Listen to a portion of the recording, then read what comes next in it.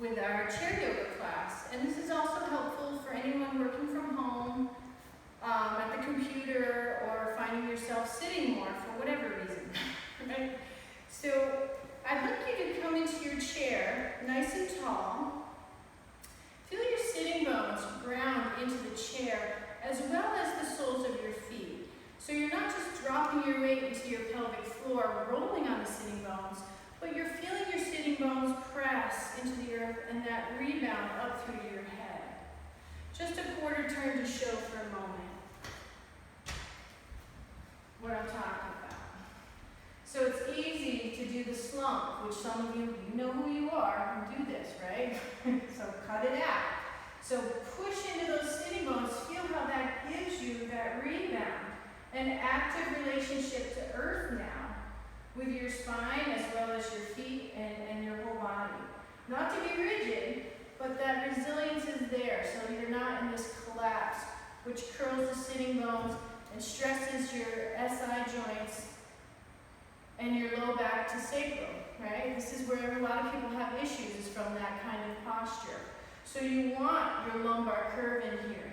Pressing into the earth with your feet helps get that lumbar curve in there. So from here, we're going to do some of that work we did standing in one of the other clips. So you're going to press into your thigh as you pull your whole leg limb up, and then exhale it down. Does not look like I'm doing a lot of movement, but I'm pressing firmly with my arm to match the strength of my leg. So I'm doing this to tone upper and lower body. This is helpful to help strengthen your core and your iliopsoas, as well as your posture, because you can feel that information go from your arm into your shoulders, shoulder blade, ribs, and down through to your tail. So this is your hands to tail, pressing to thigh.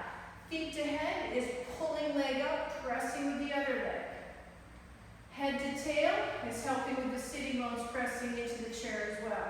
So this way you're not leaning back. You're not leaning back to do this. You're matching upper and lower body strength.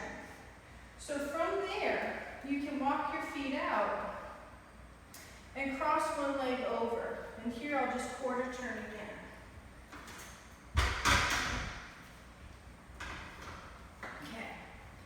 So walk your feet out, and then you can cross your feet over, one to the other. Push, pull. Push down with one foot, pull up with the other leg. Feel the strength come up into your legs. And then you can twirl, press, pull, change the other foot. Push back and pull up. And you can do this as often as you want. It's going to feel that all the way up into your pelvic house, all the way feet to head. Now from here, go ahead and cross your, we'll say, right ankle over left, and push into the earth with your left leg as you pull right leg up. Exhale it down. Pull it up as much as you can, and if you can get above your left knee, pull your left leg in. Now you have quite a hip opener. Some of us are going to be like, right? Your right hip's going to be all noisy and speaking up.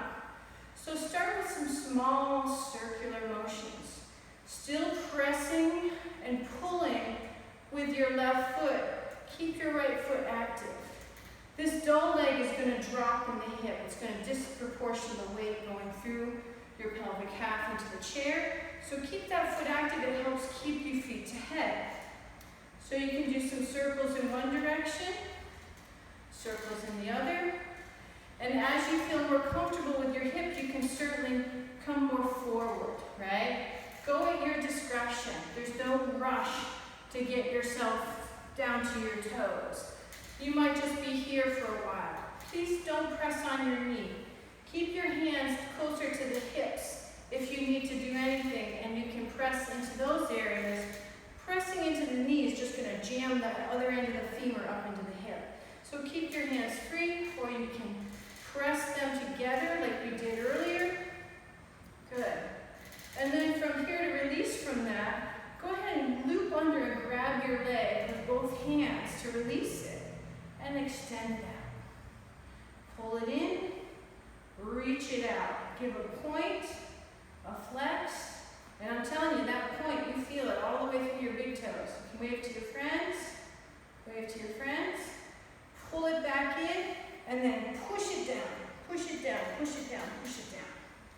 Good. And then give some applause to that leg. And we do that to thank our leg for putting up with us because we put it through a lot.